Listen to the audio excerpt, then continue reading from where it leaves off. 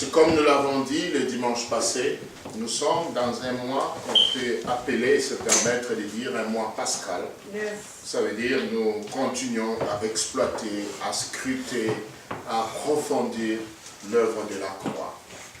Et nous voulons, par la grâce de Dieu, recevoir le Réma, recevoir le Logos, recevoir tout ce que Dieu veut que nous puissions comprendre par rapport à ce que Christ a accompli à la croix. Amen. Amen. Un chrétien est celui qui porte sa croix. Un chrétien, c'est celui qui ne la porte pas, mais qui connaît la révélation de l'œuvre de la croix. Alléluia. Amen. Porter sa croix, je l'ai déjà dit plus d'une fois, je ne sais pas où encore, je dis ce n'est pas le fait de prendre un insigne et tu mets sur ton costume comme certains pasteurs le font, comme d'autres personnes le font, ils mettent sur leur habit et ils disent que je porte la croix. Alléluia. Amen. Ça n'a rien à voir avec ça, ce n'est pas aussi le fait de prendre le crucifix et le mettre dans chaque entrée de ta maison, ta chambre, l'hall principal. Amen. Et tout Amen. ça n'a rien à voir avec l'œuvre de la croix ou porter la croix. Alléluia. Amen. Porter sa croix aussi n'a rien à voir avec le fait de faire ce que certains se permettent de faire les chemins de la croix. Ils sont en train de marcher avec un individu devant qui a porté une grosse croix et eux tous derrière en train de les suivre, en train de murmurer, je ne sais pas, avec leur chapelet et de faire de prières et faire croire et penser que c'est ça faire le chemin de la croix. C'est encore rien de tout ça. Alléluia. Amen. Si tu veux faire le chemin de la croix, va à Jérusalem. Amen. Amen. Amen. Amen. Amen. Ce n'était qu'une parenthèse. Nous voulons scruter réellement tout ce que l'œuvre de la croix veut nous enseigner et tout ce que la vie de Jésus-Christ veut nous enseigner. Je l'ai toujours dit que Jésus-Christ n'a jamais été venu simplement pour prêcher, mais enfin qu'il y ait un enseignement. Car la vie de Jésus est un enseignement. Amen.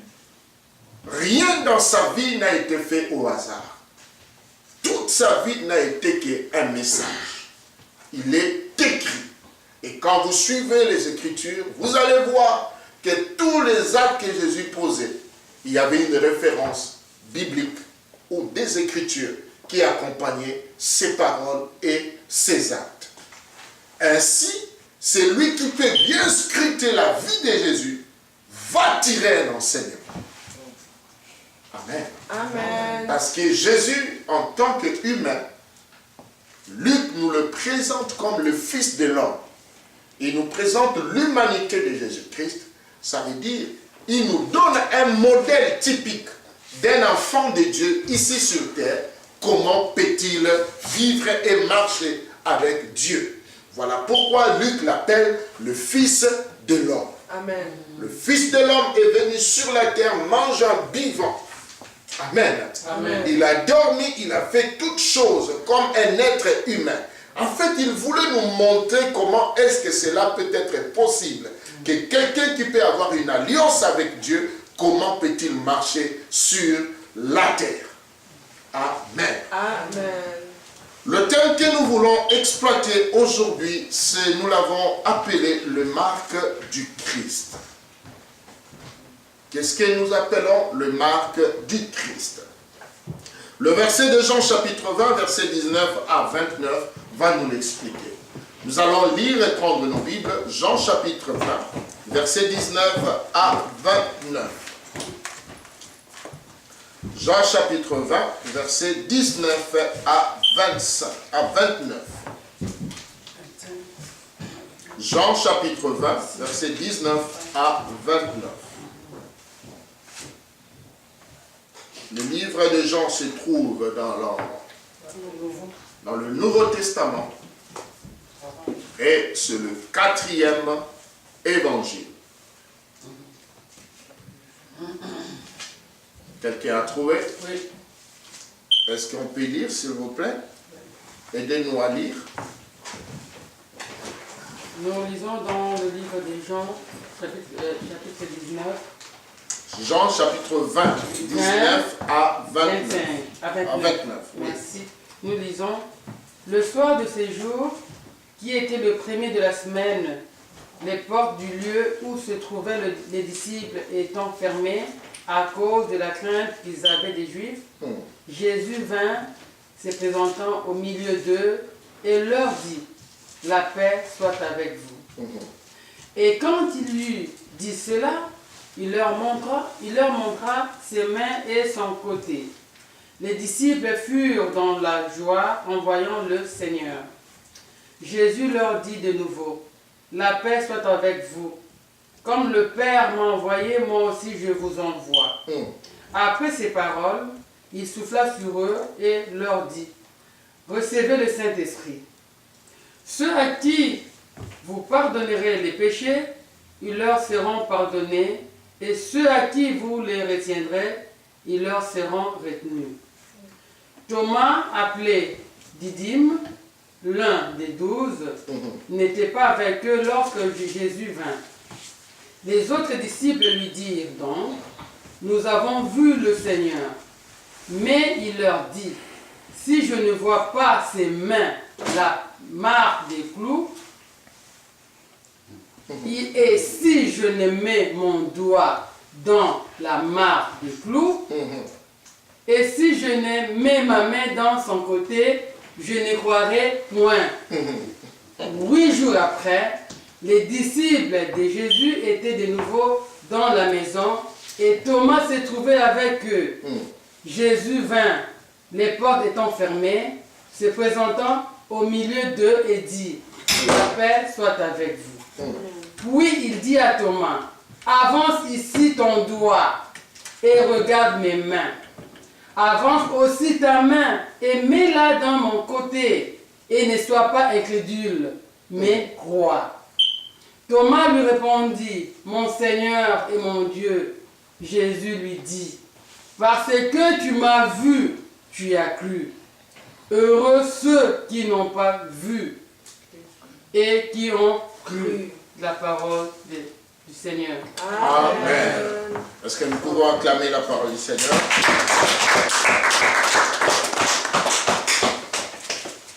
Seigneur, je prie que cette parole puisse être de l'eau de vie pour quiconque a soif de toi. Je prie que cette parole soit du pain qui va rassasier celui qui a faim de toi. Et je prie que cette parole soit une paix qui va couper, Seigneur, tout le lien de l'ennemi dans la vie de ton peuple. Que cette parole soit une paix qui va tailler tes enfants pour enlever toute forme que toi tu n'as pas besoin dans leur vie et qu'ils soient taillés selon ton image. Je prie que cette parole soit du feu afin de consumer la sémence du diable dans le cœur de tes enfants. Et je prie que cette parole soit un marteau afin de détruire toute pierre d'incrédulité dans la vie de tes enfants ici présents. Et je demande que ta parole soit une lumière qui va éclairer le sentier de celui qui veut marcher avec toi et reconnaître tes directives dans son cœur. Amen. Merci pour la révélation que tu donnes à ta parole en ce moment, au nom de Jésus-Christ de Nazareth. Amen. Amen. La Bible nous parle ici de Jean chapitre 20, verset 19 à 29, de l'histoire que tout le monde connaît, la résurrection de Jésus-Christ. Mais il y a un homme plutôt ici que tout le monde connaît, il s'appelle Thomas. Thomas, depuis l'enfance, tout le monde le connaissait. Pourquoi? Parce qu'il n'avait pas cru à la résurrection de Jésus. Pourquoi il n'avait pas cru? Les gens n'ont pas compris Thomas, mais les gens ont indexé Thomas. Il y a même des personnes qu'on appelle jusqu'aujourd'hui des Thomas. Pourquoi? Parce qu'ils n'aiment pas croire quand on leur apporte quelque chose. Mais il doit voir seulement avec ses yeux pour croire réellement ce qu'on a dit. Que ce soit dans les choses de Dieu ou que ce soit dans les choses mondaines. Lui, il ne croit jamais à rien.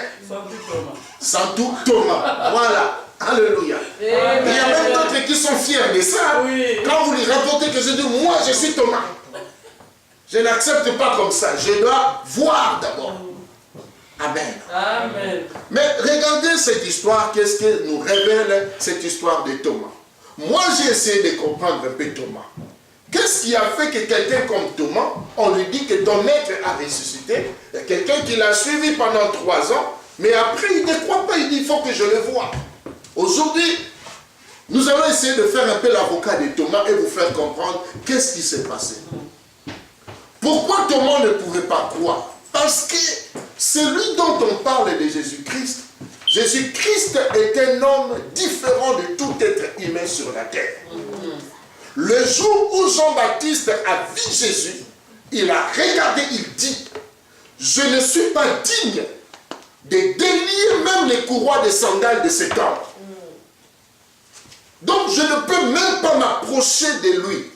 Je ne suis même pas digne de me rapprocher même jusqu'au niveau de ses sandales. Alléluia. Amen. Et quand il a vu, il confirme, il dit, voici l'agneau de Dieu qui ôte le péché du monde. Alléluia. Amen.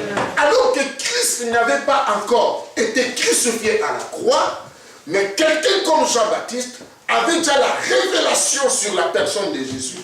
Jésus n'était pas seulement venu pour pardonner le péché, mais il était venu pour ôter.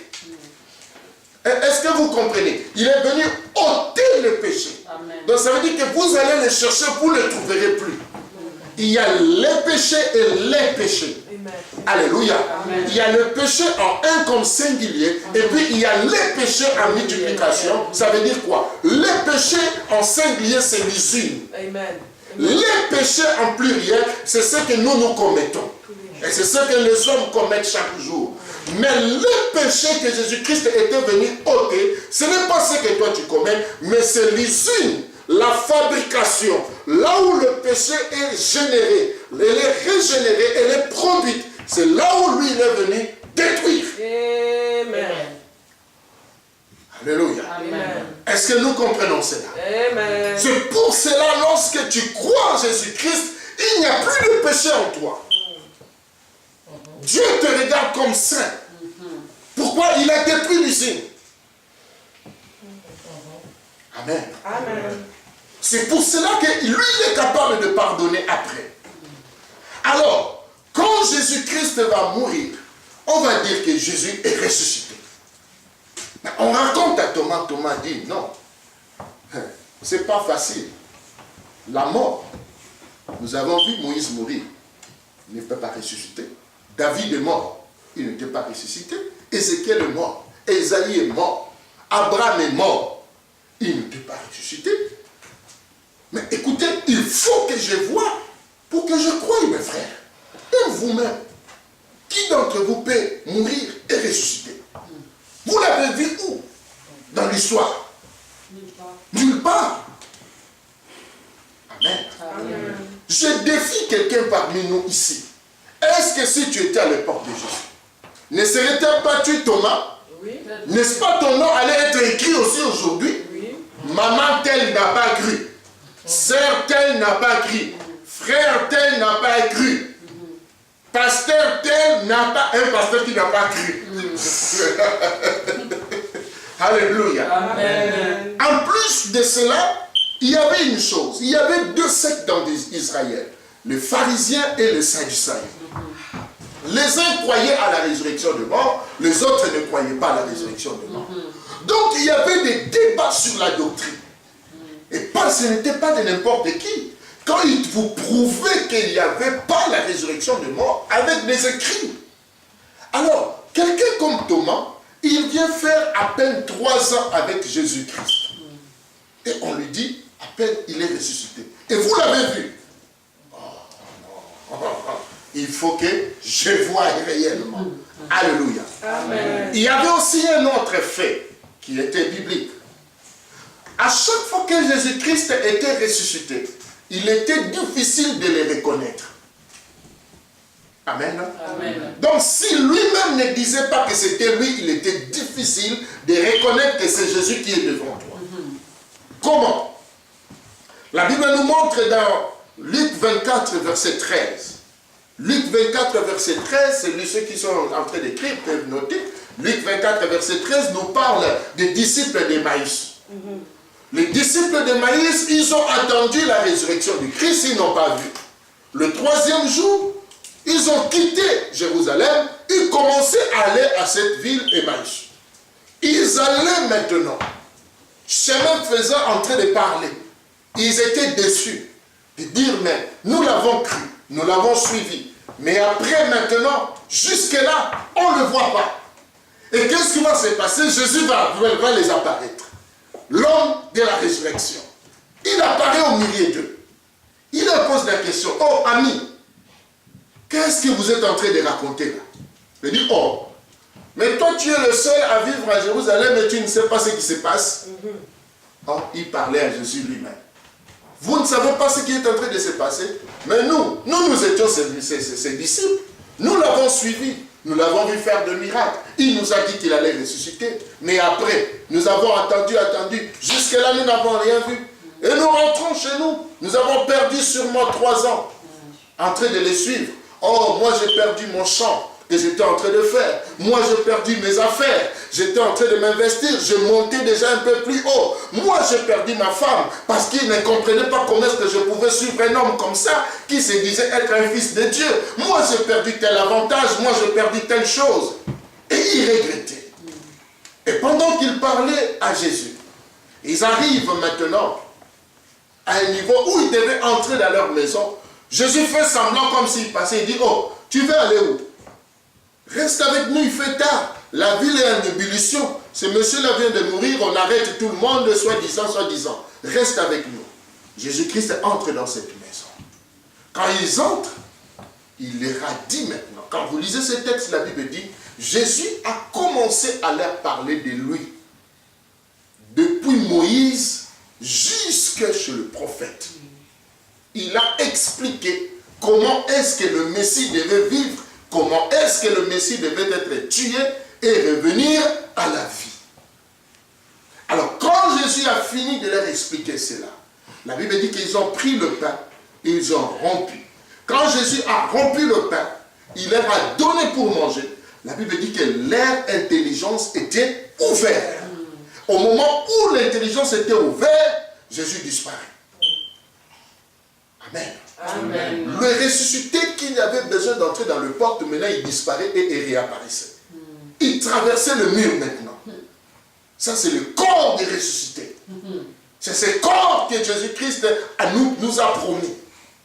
Amen. Amen. C'est comme ça que la Bible dit que 2 dormiront sur un même lit, un partira, l'autre restera. Il partira comment? Vous pensez qu'on va sortir de la porte? Non. On traversera comme ça. On sortira. On n'aura plus besoin de porte. Parce qu'on aura ce qu'on appelle un corps glorieux. Amen.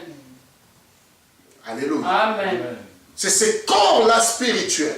S'il y a le corps physique, il y a le corps spirituel aussi qui existe. Amen. Et l'un se dit, oh, c'était lui. Il dit, oui, mais parce que lorsqu'il était en train de nous parler, je sentais un feu dans mon cœur. Alléluia. Amen.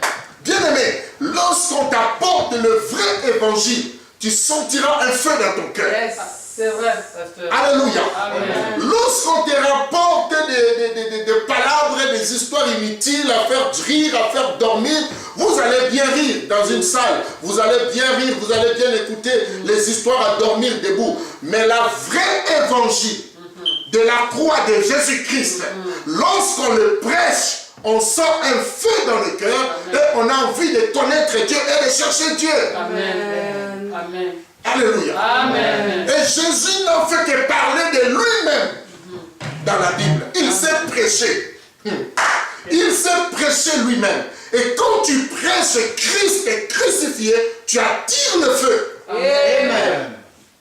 Tu n'as même pas envie de déclarer feu, feu. Non. Dès que tu prêches le vrai message, frère, ce message est accompagné du feu. Amen. Alléluia. Amen. Et ils ont rempli. Pourquoi ils ont rempli le pain? Parce que les disciples avaient l'habitude de faire la Sainte Seine en mémoire de Jésus-Christ. Comme il leur avait dit. Donc ils avaient l'habitude, à chaque jour, quand ils voulaient dormir, quand ils voulaient prier, ils avaient toujours un peu de vin, un peu de pain, il remplit le cœur et puis il mange. Mais cette nuit-là, c'est Jésus qui a pris le pain, il a rempli. Quand il leur a donné, ça a porté la révélation. C'est pour cela, j'ouvre la parenthèse, ne mangez pas la Sainte Seine comme si vous mangez un biscuit. Soyez conséquents avec ça. Il faut manger avec révélation. Yes. Cela a de l'impact dans la vie spirituelle de quelqu'un. Amen. Paul a dit, ceux qui ont mangé cette Sainte Seine à la légère ont eu de sérieux problèmes. Sérieux. Donc mange la Sainte Seine avec révélation, avec consécration, avec pureté de cœur. Amen. Ça va t'apporter la révélation du Christ. Amen. Tu comprendras les Écritures. Tu monteras dans une dimension que l'être humain ne peut pas monter. Quand les sorciers peuvent manger quelqu'un pour monter des dimensions, toi tu mangeras le corps du Christ et tu monteras dans des dimensions. Yes. Tu verras ce qui n'est pas donné à l'homme de voir. Tu entendras ce qui n'est pas donné à l'homme d'entendre. Tu écouteras ce qui n'est pas donné à l'homme d'écouter. Amen. Amen. Amen. Alléluia. Amen. Alors si les disciples de Maïs étaient incapables de voir, de reconnaître Thomas, de reconnaître plutôt Jésus, et Thomas allait faire quoi? Amen. La Bible nous parle aussi de deux femmes, de Marie de Magdala. Quand ils sont partis embaumer le corps de Jésus, ils arrivent là-bas. Jésus leur apparaît, mais ils ne comprenaient pas que c'était lui.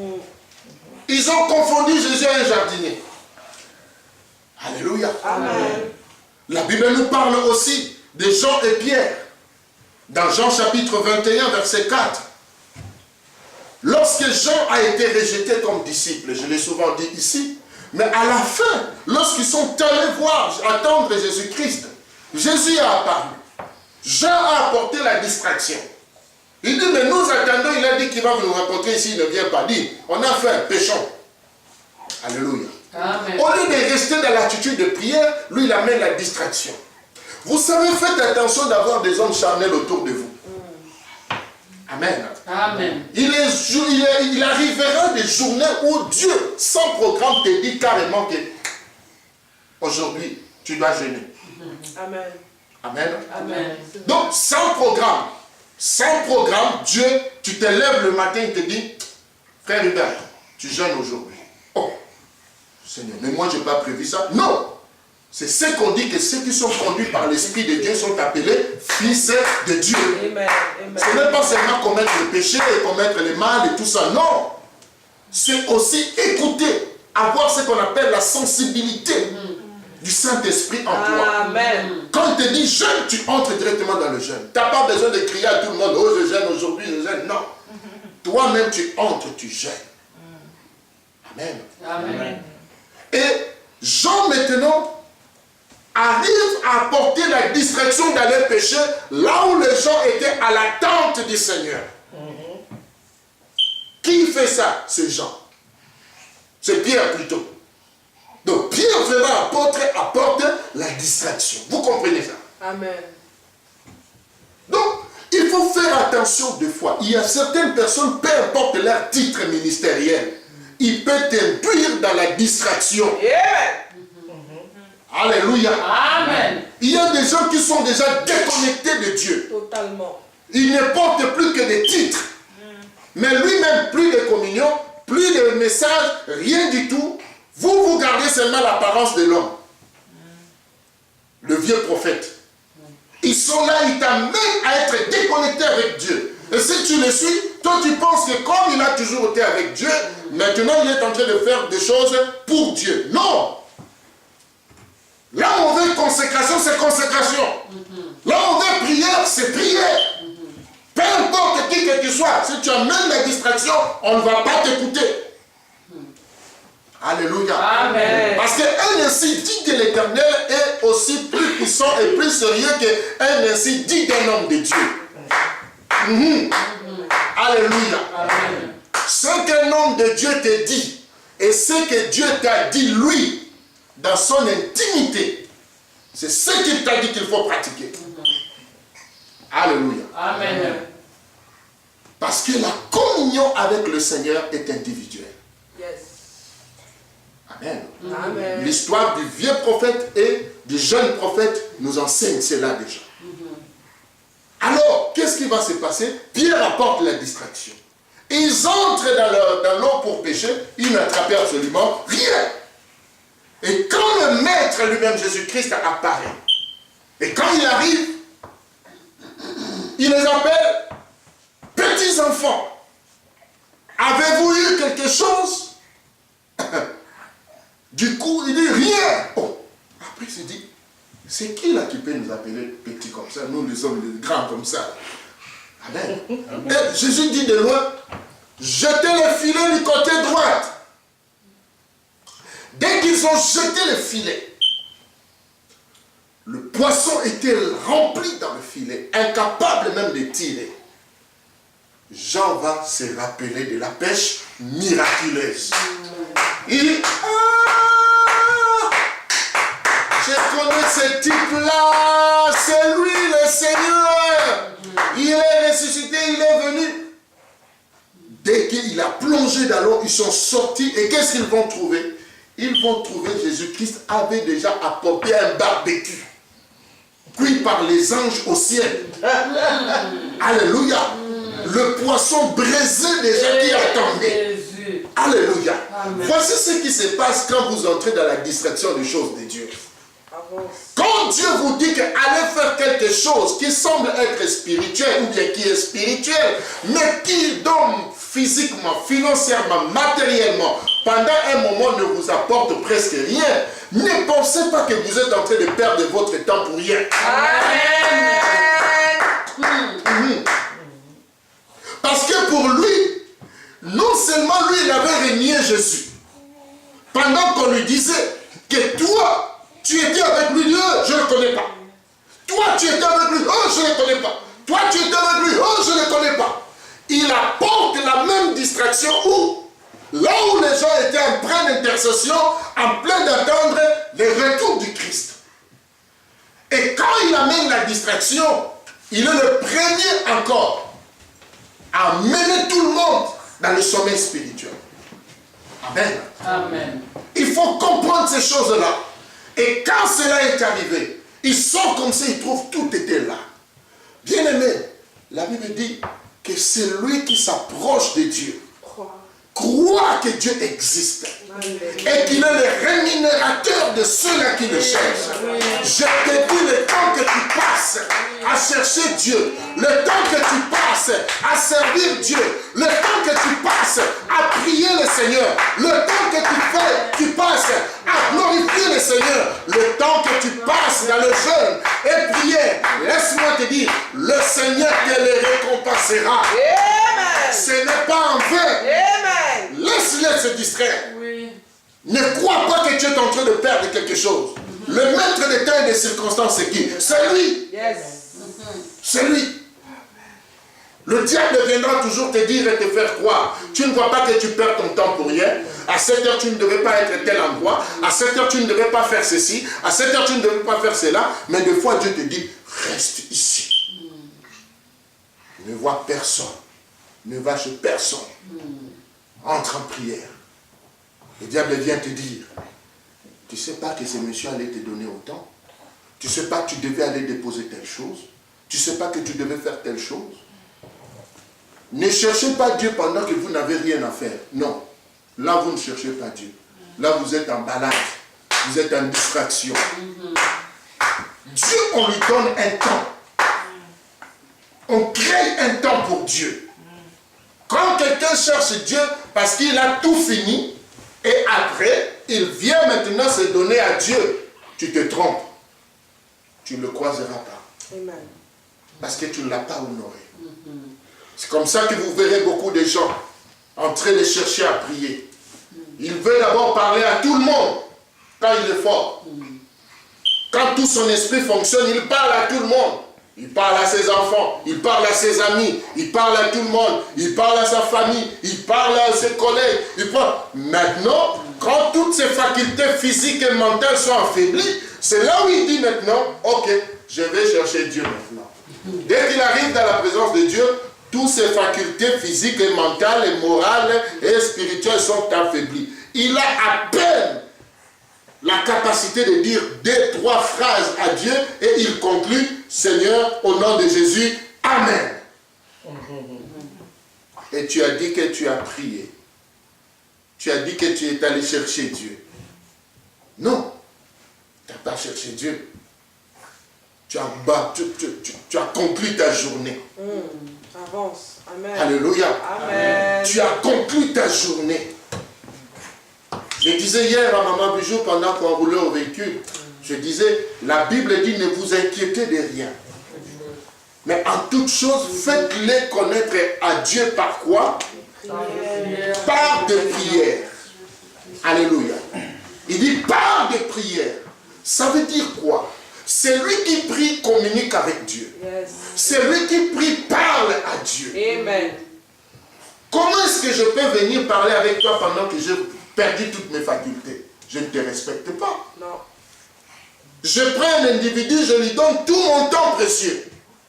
Et le Dieu créateur qui me connaît, qui me bénit, qui me fait tout, je viens lui accorder mes 20 minutes de fatigue. Mais soyons sérieux.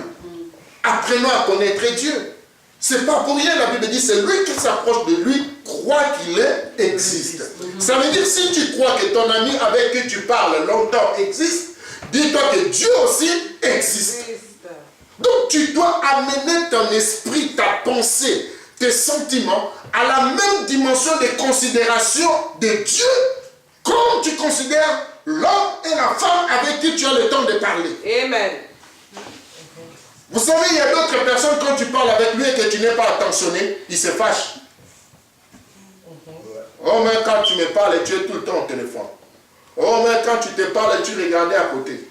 Oh, quand toi tu me parles, tu es toujours fatigué. Je ne veux plus parler avec toi. Et à combien plus forte raison, Dieu? Amen. Amen. Amen. Alléluia. Amen. Il a dit, si tu veux, tu as des problèmes, fais-les dans la prière. Avec quoi? Action de grâce. Ça veut dire l'attitude que tu vas entrer dans la prière est différente de l'attitude où tu veux te plaindre devant Dieu. Il y a certaines personnes qui ne prient pas, mais qui ne font que se plaindre. Ah, Seigneur, si vraiment tu peux me donner. Seigneur, tu m'as abandonné. Seigneur, tu m'as fait ceci. Seigneur, tu m'as fait cela. Seigneur, tu m'as fait ceci. Et vous appelez ça prière? Ça, ce n'est pas une prière. Amen. Amen.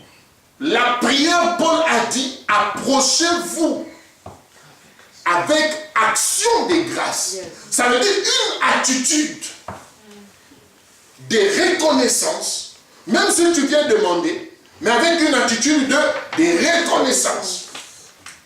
Donc, ce qui fera que quand tu viendras demander, tu as quand même la tête haute, tu as la joie du cœur, tu as un cœur disposé à faire quoi? À bien communiquer avec Dieu. Amen. Alléluia. Amen. Je ne devais pas insister là-dessus, mais je sens comme si l'Esprit me conduit toujours à là. Amen. Alléluia. Amen. Donc, il ne faut pas être dans la distraction comme l'apôtre Pierre a eu. Mais remarquez la suite. Quand Jésus apparaît maintenant, il regarde Pierre et dit quoi? Pierre, m'aimes-tu? Oh, pourquoi seulement demander ça à Pierre? Puisqu'ils étaient nombreux. Alléluia. Amen. Pourquoi seulement à Pierre? Puisque eux tous étaient allés pécher. Pourquoi seulement demander à Pierre? Pierre, m'aimes-tu plus que ceci? Il a même montré le poisson. Tu m'aimes plus que la pêche. Donc lui, il bouillonnait encore dans son envie de rester pécheur. M'aimes-tu plus que ceci? Il dit, Seigneur, je t'aime. Le Seigneur le regarde encore. 3 fois, il le demande. Et à la fin, il dit, Seigneur, tu sais tout. Alors, il lui dit, paie mes brebis. Amen. Donc, retourne dans le travail que je t'ai appelé. Yes. Je ne t'ai pas dit que si je me suis, je ferai de toi pécheur d'âme et non de poisson. Alléluia. Amen. Donc, il était difficile de reconnaître Jésus-Christ quand il apparaissait. Voici les 3 étapes qui étaient difficiles. Bien-aimés, le livre que nous avons lu ici, qui nous parle de marques de Christ, veut dire ceci. Jésus-Christ, lorsqu'il est apparu et qu'il a croisé Thomas, Thomas a dit, je ne peux pas croire si je ne vois pas le marque. Et Jésus a montré à Thomas. Il dit, voici, c'est bien moi. Il a montré le marque, il a montré jusqu'au pied. Et après il a dit, heureux à celui qui a cru sans avoir vu. Et malheur à celui qui croit pour voir. Qui pose des conditions pour voir. Alléluia. Amen. Mais qu'est-ce que nous voulons tirer là-dessus? Dieu que nous prions et Dieu que nous servons, Dieu est un Dieu de signes. Et Dieu est un Dieu de marques. Dans la Bible, nous voyons tout ce que Dieu a écrit et tout ce que Dieu a fabriqué, tout ce que Dieu a créé contient des signes et des marques. Alléluia. Amen. Lorsque nous voyons les animaux, pour arriver à les distinguer, les animaux ont des signes ou des marques distinctives. Le lion, différent de l'agneau. Le lion, différent des tigres. Les tigres, différents du léopard. Pourquoi? Si on veut les déterminer, on veut les caractériser, on va voir qu'ils ont des signes et des marques qui permettent qu'on puisse les reconnaître. Amen. Amen. Et ainsi, dans tout ce que l'homme est en train de fabriquer aussi et d'inventer, il y a aussi des marques et des signes. Lorsque nous regardons nos véhicules, nous voyons, tu as une Dodge qui a comme signe une tête de buffle. Tu as une Mercedes qui a comme signe, comme étoile. Tu as quoi? Tu as aussi une Mazda qui a un signe. Tu as la Nissan qui a un signe. Tu as des téléphones qui ont des signes. La pomme. Tu as l'autre qui a l'Android qui a tel signe. Alléluia. Donc, les signes nous permettent simplement de savoir identifier ce dont on a besoin réellement. Oui. Afin de faire un bon choix. Amen. Alléluia. Amen. Voilà ce qui se passe. Mais maintenant, Jésus-Christ, pour l'identifier que c'était bel et bien lui, qu'est-ce qui va se faire? Thomas va exiger le signe dans le corps de Jésus-Christ pour l'identifier et reconnaître réellement que c'est bel et bien l'homme que nous avons connu. Il doit avoir le signe de marque de Christ sur lui. Amen. Amen. Aujourd'hui, nous sommes en train de vivre une période qu'on appelle une période de crise dans l'Église. Amen. Il y a des Thomas au milieu de nous. Pourquoi? Il y a une confusion totale au sein de l'Église. Nous ne savons pas qui est qui. Tout le monde se prétend être chrétien, tout le monde se prétend être enfant de Dieu, tout le monde se prétend être serviteur de Dieu, tout le monde se prétend être prophète, apôtre, pasteur, évangéliste et docteur de la parole de Dieu. Et ainsi, par cette confusion qui existe dans ces temps de la fin, l'Église est en train de traverser une crise d'identité et d'identification. Alléluia. Amen. Et quand il y a crise d'identité et d'identification, il y a ce qu'on appelle la perte même d'honneur, la perte même de sérieux au niveau de service, au niveau des acteurs, au niveau même du corps du Christ. Des fois, nous ne sommes plus respectés, nous ne sommes plus considérés. Pourquoi? Les faux sont tellement entrés. Amen. Amen. J'aimerais dire à quelqu'un aujourd'hui, de la même manière que Jésus-Christ refusait de croire qu'il était ressuscité, de la même manière que toi aussi, en tant que son enfant, en tant que son ministre, en tant que son serviteur, les gens vont refuser de croire que tu es réellement un chrétien. Amen. Pourquoi? À cause de la confusion. Amen. Amen. Or, pour maintenant arriver à savoir que tu es un vrai chrétien, qu'est-ce qu'on doit faire? Il faut que tu présentes les marques de ton maître, Jésus-Christ en toi. Alléluia. Amen. Il ne suffit pas de dire que tu es chrétien. Il ne suffit pas de parler en langue. Il ne suffit pas de travailler. Il ne suffit pas de prier. Il ne suffit pas d'être béni. Parce que beaucoup de gens continuent à lier toujours la chrétienté et la spiritualité avec le finance et l'argent, et le matériel et le bien-être.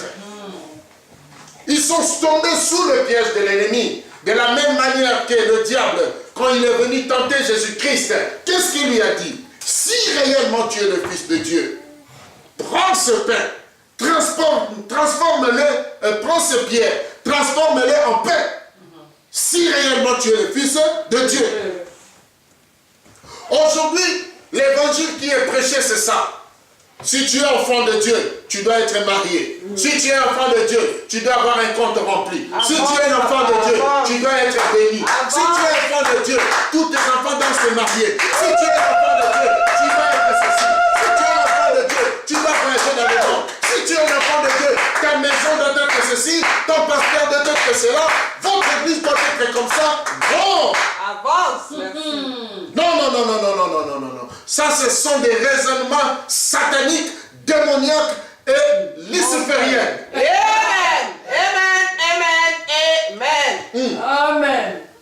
Alléluia. Amen. Jésus a regardé Satan et dit, je n'ai pas besoin de transformer une pierre en pain pour te prouver que moi je suis un enfant de Dieu. Non. Non, non, non, non, il n'en a pas eu besoin. Qu'est-ce qu'il a dit? Il a dit aussi, il est écrit. Il est écrit. Il est écrit quoi? Il est écrit que l'homme ne vivra pas seulement de pain, mais de toute parole qui vient de Dieu. Amen. Ça dit, quand on t'amène dans les expériences physiques, sociales, financières, pour que tu prouves que tu es un enfant de Dieu, tu es serviteur de Dieu, faux. Ramène-lui aux promesses de Dieu. Amen. Amen. Amen. Jésus a dit non, je n'ai pas besoin de ça. Amen. Il est écrit, si tu sortes de ce lieu, il enverra tes anges pour que ton pied ne se heurte pas. Il est dit aussi, il est écrit que tu ne tenteras pas ton Dieu. Amen. Alléluia. Voilà la confusion qui règne aujourd'hui dans l'église. Les gens fréquentent l'église aujourd'hui comme s'ils venaient chez un féticheur. Donne-moi, bénis-moi, restaure-moi, agis dans ma vie. J'ai besoin encore de ceci, j'ai besoin de cela. Il ne cherche pas de celui qui bénit. Avance. Alléluia. Amen. Et c'est ce qui se passe aujourd'hui. La crise totale au sein de l'église. Les gens viennent dans l'église et ils sortent de l'église tout en restant païens. Vide. La bénédiction de Dieu appartient aux enfants de Dieu. Amen. La grâce de Dieu appartient aux enfants de Dieu. Ce n'est pas le fait que tu aies mangé chez tes voisins veut dire que tu es devenu l'héritier de cette famille-là. Non. Non, non, non, non, non, non, non. Tu peux venir manger chez nous. Tu peux venir dormir chez nous. Tu peux venir te laver même. Tu peux même être hébergé pendant une semaine, un mois, 12 mois. Mais c'est à moi de t'écrire dans le livre de souvenirs ou encore dans mon testament pour dire que celui-ci est devenu mon enfant. Amen. Est-ce que lorsque tu viens à l'église, tu es sûr que ton nom est inscrit dans le livre de la vie? Le fait de venir dans une église ne veut pas dire que tu es devenu chrétien. Amen. Le fait d'être béni ne veut pas dire que tu es devenu chrétien. Amen. Le fait d'être guéri par Dieu ne veut pas dire que tu es devenu chrétien. Amen. Le fait que Dieu puisse intervenir dans ta famille, dans ta vie, dans tout ce que tu es en train de vivre, ne veut pas dire que tu es devenu un enfant de Dieu. Amen. Dieu fait pleuvoir pour le méchant et pour les bons. Alléluia. Amen. Arrêtez de vous séduire vous-même. Vous qui pensez, vous déclarez toujours, moi Dieu m'aime, moi Dieu m'aime. Oui, Dieu aime tout le monde. Oui, Dieu aime tout le monde. Amen. Dieu aime tout le monde, même les sorciers, il aime. Amen. Amen. Si Dieu t'aime, il aime aussi les sorciers de ta famille. Si Dieu t'aime, il aime aussi les grands féticheurs de ton village. Amen. Si Dieu t'aime, il aime aussi ton frère qui est à côté. Dieu ne t'aime pas que toi, tu n'es pas un enfant chéri de Dieu. Non. Nous sommes tous enfants de Dieu. Amen. Voilà pourquoi Jésus-Christ, lorsqu'il enseignait aux disciples pour prier, qu'est-ce qu'il a dit? Il n'a pas dit, dites mon Père qui est cieux. Il dit, dites notre Père qui est aux cieux. Tu n'es pas le seul à être un enfant de Dieu. Tu n'es pas le seul à être aimé par Dieu. Dieu a plusieurs enfants et Dieu aime tout le monde. Mais ce qui peut faire la différence dans notre vie et dans notre marche chrétienne, c'est quoi? C'est ton amour envers Dieu. Amen. Est-ce que tu aimes Dieu autant que Dieu t'aime? Parce que le christianisme est une histoire d'amour. De cœur de Dieu au cœur de l'homme. Dieu a tant aimé qu'il a donné. Et toi, tu as aimé Dieu, tu as donné quoi? Qu'as-tu donné depuis que tu aimes Dieu? Qu'as-tu donné depuis que tu aimes Dieu? Qu'as-tu abandonné depuis que tu aimes Dieu? Qu'as-tu délaissé depuis que tu aimes Dieu? Qu'as-tu donné depuis que tu connais le Seigneur? Amen. On veut parler de ta vie, c'est ma vie. Ne touchez pas à ma vie, c'est ma vie privée. Celui qui connaît le Seigneur n'a plus de vie privée. Parce que ce n'est plus lui qui vit, mais c'est Christ qui vit en lui. Aussi longtemps que tu as encore de vie privée, c'est que Christ n'est pas encore dans ta vie. Amen. Alléluia. Amen. Les hommes et les femmes te réclameront des signes. La Bible nous parle de l'apôtre Paul. Paul, à un moment donné, il a travaillé dans le ministère. Il a travaillé. Mais après lui, voici ce qui s'est passé. Il y a eu d'autres apôtres qui sont venus, comme toujours, comme maintenant. Ils ont commencé à prêcher autre chose. Mais écoutez la réponse de Paul. Prenons nos Bibles. Galates chapitre 6, verset 17.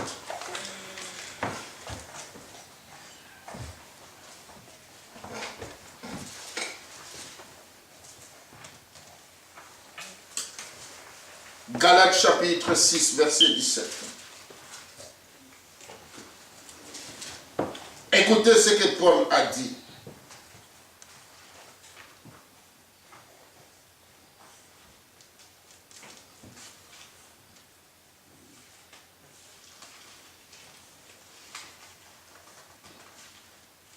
Je lis la parole du Seigneur. Amen. Que personne désormais ne me fasse de la peine, car je porte sur mon corps le marque de Jésus-Christ. Alléluia. Amen. Que personne ne me tourmente encore. Que personne ne me sous-estime encore. Que personne ne me prenne comme un aventurier. Que personne ne doute encore de mon appel et de mon ministère. Pourquoi? Parce que Paul, tu as des comptes remplis en banque? Non. Parce que Paul, toi, tu as restitué le mot? Non. Mais il dit quoi? Parce que moi, Paul, je porte en moi ce qu'on appelle le marque du Christ. Et les marques du Christ ne sont pas de l'argent. Ce que Christ a montré, c'était quoi? C'était des blessures. C'était des cicatrices. Et ce sont ces marques-là que Paul a dit. Moi, je le porte. Je le porte, oui. Vos super apôtres, ils n'ont qu'à prouver aussi qu'ils sont aussi apôtres. Exact. Apportant aussi les marques du Christ. Alléluia. Amen. Qu'as-tu déjà accepté de la part de Dieu? T'es chrétien, oui. Les gens vont te demander, prouve-nous, montre-nous que tu es un vrai chrétien. Et qu'est-ce que tu vas présenter? Ta voiture? Un païen peut l'avoir. Tu vas présenter qui? Ton mari? Un païen peut l'avoir. Tu vas présenter qui? Des enfants? Un païen peut l'avoir sans prier. Tu vas présenter qui? Le voyage? Un parent, un païen voyage plus que toi. Tu vas présenter qui? Quoi? Ton travail? Les païens aussi peuvent l'avoir. Tu vas présenter quoi? Que vas-tu présenter pour prouver ta spiritualité, ta chrétienté, ton attachement envers Dieu? C'est quoi? Tu vas présenter quoi? Des bijoux? Les païens peuvent l'acheter plus que toi. Qu'est-ce que tu vas présenter à Dieu? Ou aux hommes qui douteront de ton ministère? Que tu parles un bon français? Que tu parles un bon anglais? Non! Les païens parlent autant plus que toi. Qu'est-ce que tu vas présenter pour justifier maintenant toute ta connaissance? Quoi? La Bible que tu as mémorisée dans ton cœur ou dans ton esprit? Non, il y a des païens, il y a des rosicruciens, il y a même des musulmans qui ont mémorisé la Bible dans la tête plus que toi. Que vas-tu dire? Que vas-tu présenter? Ta grande église? Oh! La foule? Non. Non. Paul n'a pas présenté la foule. Paul a dit, moi, je porte le marque de Christ à moi. Il a été humilié par Jésus. Pour Jésus. Il a été emprisonné pour Jésus. Il a été ignoré, piétiné, lapidé, chicoté pour Jésus-Christ de Nazareth.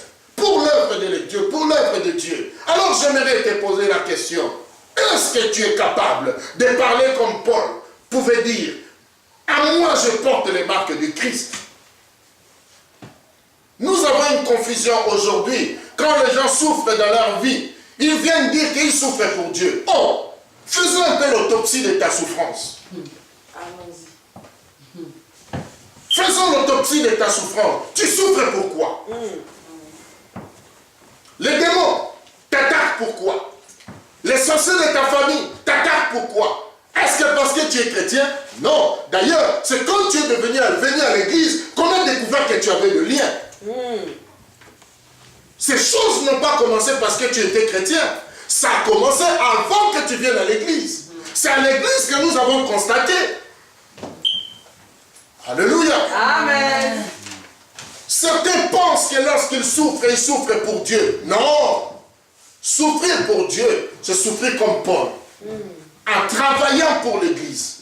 En travaillant pour l'avancement du royaume des cieux. En travaillant pour gagner les âmes. En travaillant pour faire croître les âmes. En travaillant pour stabiliser l'œuvre de Dieu. Là, quand il y a des problèmes, dis-toi que tu es vraiment dans le champ de Dieu. Et là, tu souffres pour Dieu. Alléluia. Tu es là, tu es rempli de problèmes. Seigneur, je souffre pour toi. Non, non, non, non, non, non, non, non, non. Faisons l'autopsie. Allons plus loin. Pourquoi tu ne travailles pas? Est-ce que c'est vraiment pour Dieu que tu ne travailles pas? Pourquoi es-tu pauvre? Est-ce que c'est réellement parce que tu es en Jésus-Christ et que tu es pauvre? Alléluia. Amen. Peux-tu présenter tes plaies? Écoutez le marque que Jésus-Christ a présenté devant Thomas. La Bible dit qu'il a été percé à gauche, percé à droite, percé aux côtes et percé à ses pieds. Et il a été percé sur la tête en portant une couronne d'épines. Alléluia. Amen. Premièrement, il a été percé à gauche par ce qu'on appelle la volonté de Dieu. Bien-aimé, la volonté de Dieu ne te fera pas toujours du bien dans ta vie. Alléluia. Il arrivera un moment dans ta vie, la volonté de Dieu te blessera. Il arrivera un moment de Dieu, la volonté de Dieu te perce, va te percer. Et tu auras mal.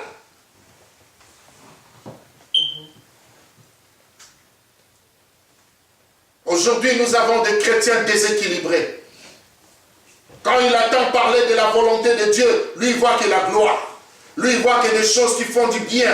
Lui il voit que l'élévation. C'est la volonté de Dieu qui va primer. Oui, la volonté de Dieu peut te percer aussi. Alléluia. Amen. Parce que ces jours-là, avant de monter à Golgotha, qu'est-ce qui se fait? Il priait, il priait, il priait. Il dit, Seigneur, si tu peux éloigner cette coupe de moi. Mais il dit, pas ma volonté, mais que ta volonté soit faite. Et la volonté de Dieu avec quoi? La percer à la croix. Amen. Oh, Seigneur. Alléluia. Amen. Et de la main droite, il a été percé. Pourquoi? À cause de l'amour de Dieu. Il a tellement aimé Dieu que cet amour a fini par le percer et le blesser. Le clouer à la croix. Est-ce que l'amour de Dieu t'a déjà cloué à la croix? Est-ce que l'amour de Dieu t'a déjà percé?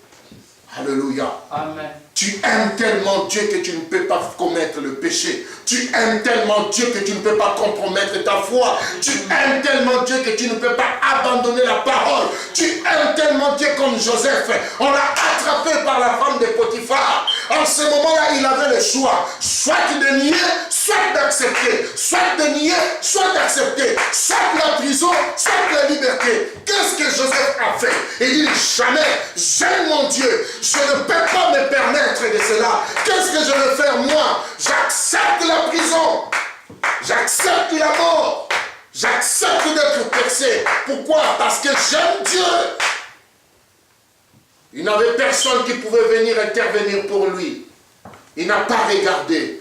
Il y a des hommes capables d'aimer Dieu jusqu'au point d'en mourir. Des gens comme Daniel. On l'amène devant la fosse au lion. On l'amène devant la fournaise. Il dit à tous ces hommes, il dit, même si mon Dieu ne viendra pas me délivrer ici, je m'imaginerai. Quel est l'évangile que nous avons aujourd'hui? Dieu va faire, il va te faire sortir de là. Oh, dites aussi, même si Dieu ne fait rien, persévère. Même si Dieu n'agit pas, continue. Même si Dieu ne t'exauce pas, persévère. Même si Dieu ne répond pas, continue toujours. Amen. Amen. C'est comme ça que les gens n'ont plus d'explication à donner aux fidèles et aux enfants de Dieu après certaines choses qui se fait voir comme des échecs, alors que ce sont des victoires spirituelles. Avance.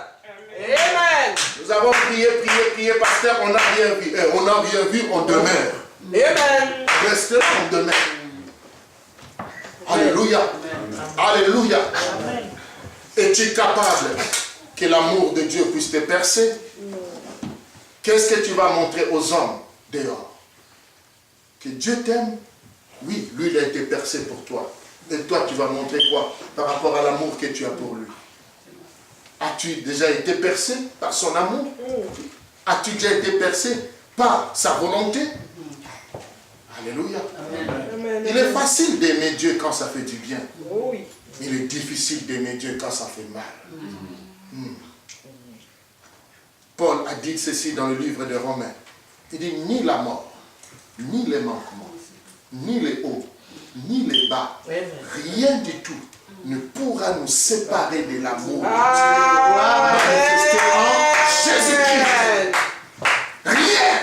Cela veut dire quoi? Paul voulait dire quoi? Même si Dieu permet que tu manques à manger, même si Dieu permet que tu puisses manquer de l'argent, même si Dieu permet à la maladie de te frapper, même si Dieu permet des situations compliquées et difficiles à traverser dans ta vie, dans ta famille, cela ne veut pas dire que Dieu t'a abandonné. Amen.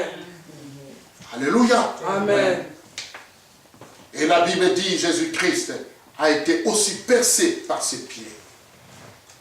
Le pied qui révèle la marche de la sanctification. La sainteté, la pureté. La Bible dit qu'il a aimé la justice et il a haï l'iniquité. Voilà pourquoi ton Dieu t'a oint d'une huile d'allégresse. Bien aimé, la vie de la sanctification va te percer. Haïr le péché dans toutes ses formes, jusqu'à la tunique souillée. Amen. Amen. La Bible dit, vous n'avez pas encore lutté contre le péché jusqu'à la mort. Il y a une dimension de lutter contre le péché jusqu'à ce que le sang peut être écoulé. On dit, cède, mais tu refuses. Cède, mais tu refuses. Tu acceptes que le sang coule. Mais simplement pourquoi? Non, je crains Dieu. C'est là où l'amour de Dieu te perce maintenant. Alléluia. Amen. Et Jésus a accepté. De tel point que lorsqu'il marchait sur la terre, personne n'était capable de dire qu'il a péché. C'est le seul homme vivant sur cette terre qui est mort sans péché sur la terre. Personne n'était capable de le condamner. Voilà pourquoi la mort n'a pas pu le retenir. Pourquoi? Parce qu'il avait accueilli qui? Un saint, un homme pur, qu'aucune loi, aucune accusation ne pouvait retenir dans le séjour de mort. Voilà pourquoi il est sorti vainqueur. Il a triomphé la mort à cause de sa pureté et de sa sainteté. Alléluia. Amen. La Bible dit aussi qu'il a été percé dans ses côtes. Et Paul nous dit que Jésus-Christ est le second Adam. C'est lui qui pouvait donner ses côtes pour que l'Église puisse naître. Amen. Qui est l'épouse du Christ. Amen. Alléluia. Amen. Et pour que l'Église puisse naître, il a fallu que Jésus-Christ soit percé par ses côtes. Et que Dieu, par la nature du Christ, puisse prendre une épouse, le formater encore pour qu'ils aient la même nature. Amen. Alléluia. Amen. Est-ce que l'œuvre de Dieu t'a déjà percé? As-tu déjà payé le prix pour l'Église du Seigneur? Alléluia. Amen. Es-tu prêt à payer le prix pour l'œuvre de Dieu, pour l'avancement du royaume des cieux? As-tu le fardeau des âmes perdues? As-tu le fardeau des corps du Christ? As-tu le fardeau de l'œuvre de Dieu?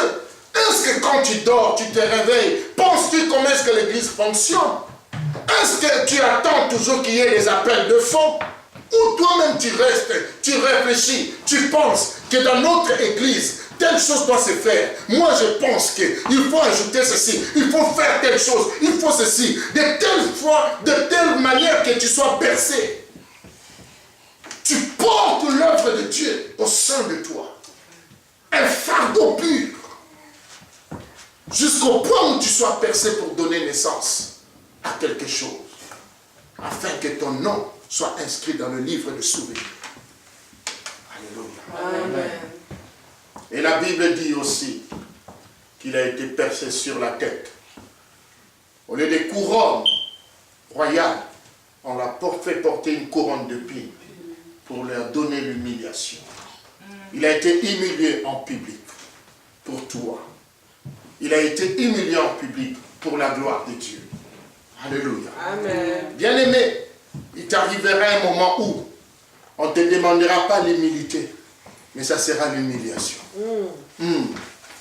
Pas l'humilité, mais l'humiliation. Pourquoi? À cause de l'amour de Dieu. À cause de la volonté de Dieu. À cause de ton attachement à Dieu. Pas d'humilité, mais l'humiliation totalement. Alléluia. As-tu déjà été humilié pour Dieu? Toute la honte que tu as dans ta vie, est-ce que tu l'as pour Dieu? Jésus-Christ à la croix, qu'est-ce qui s'est passé? Il a été là. On commençait à lui dire, si réellement tu es fils de Dieu, mais descends. Si réellement tu as un royaume, mais descends. À un moment il crie, Élie, Élie, Sabbathane. Ils ont dit, il appelle Élie à son secours. Humiliation. Mais là où il était, il regardait. Il dit, si je descends ici, qui va monter pour eux? Oh, Jesus. Si je descends, si je veux manifester ma puissance, qui va remplacer sur la croix? Personne. Amen. Amen. Il a porté l'humiliation, lui qui était roi. Une couronne d'or, on l'a donné une couronne de pine. Humiliation totale. Crucifié à la croix, nu. C'est ça le marque que Paul a dit à ses contradicteurs. Vous prétendez que je suis faux? Moi, je porte le marque du Christ. Je n'aimerais pas que tu te glorifies de l'argent, de ton travail, de tes comptes en banque. Mais prouve ta chrétienté par des choses dont tu es capable de faire pour Dieu et avec Dieu. Amen. Es-tu capable de quoi? De t'engager avec Dieu jusqu'à quel niveau? Alléluia. Amen. La dimension de ta consécration s'arrête à quel niveau? Il y a d'autres personnes, ils abandonnent la foi simplement parce qu'il a été mal accueilli par le protocole. Il abandonne la foi simplement parce que là on devait le faire asseoir, on ne l'a pas fait asseoir. Il abandonne la foi, pourquoi? Parce qu'une telle soeur ou un tel frère l'énerve. Et comme il a dit ce jour-là à l'église, il dit, je laisse cette histoire de Dieu. Il abandonne la foi. Pourquoi? Parce qu'il y a trop de prophètes escrocs. Il y a trop de pasteurs escrocs. Il y a trop d'églises qui véhiculent de mauvais messages. J'abandonne la foi. Mais malgré cette confusion, il y a ceux-là qui peuvent persévérer. Il accepte la honte de Jésus-Christ, mais continue à persévérer dans la foi. On dit que les pasteurs sont de faux pasteurs, moi je continue toujours ma foi. On dit que les églises sont de fausses églises, moi je continue toujours dans la foi. On dit que Jésus-Christ n'existe pas, moi je continue toujours. Cette honte, je l'accepte. Et la Bible dit, ce jour-là, quand ils l'ont percé, Pilate est venu. Il a dit, écrivez ceci.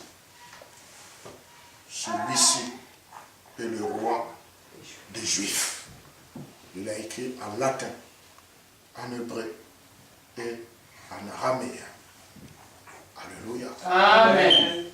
Il a rendu témoignage de Jésus-Christ dans le monde entier. Les Juifs sont venus lui dire, non, Pilate, il ne faut pas écrire comme ça. Il faut écrire, il avait dit qu'il était. Pilate a regardé et dit, ce qui est écrit est écrit. Mon frère, Amen. après être percé, il y a la gloire qui vient. Oh, que oui. Alléluia. Dieu ne se plaît pas seulement de te blesser, non. Dieu te prépare à une gloire. Amen. Dieu est en train de te tailler, de te préparer parce que Jésus-Christ, le nom qu'il a reçu après la résurrection, est un nom qui est au-dessus de tous les noms. Amen. Écoutez, ça a commencé par Pilate. Pilate dit écrit en latin. Latin c'était quoi? C'était la langue des militaires. C'était la langue des Italiens. C'était la langue des autorités. C'est-à-dire, Dieu a rendu témoignage de Jésus-Christ au niveau des autorités. Yes. Que celui-ci est le roi. Après, il a dit écrit ça quoi? En hébreu. En hébreu, aux langues des intellectuels. Pour que c'est en grec plutôt. En grec. Il a dit, pour que les intellectuels puissent comprendre que toi, tu es le roi. Amen. Et il dit écrit ça en hébreu. En hébreu, pourquoi? Pour que tes frères qui n'ont pas cru en toi sachent que tu es le roi. Dieu l'a rendu un témoignage universel. Amen. Dans toutes les sphères de la vie, comme Dieu va te rendre témoignage, après être versé, bien aimé, je te dis, Dieu descendra dans ton travail, Dieu descendra devant les autorités, Dieu descendra devant les tribunaux, Dieu descendra dans les bureaux, Dieu descendra dans les hôpitaux. Il va rendre témoignage de son attachement, de son amour, de sa communion et de ton identité spirituelle.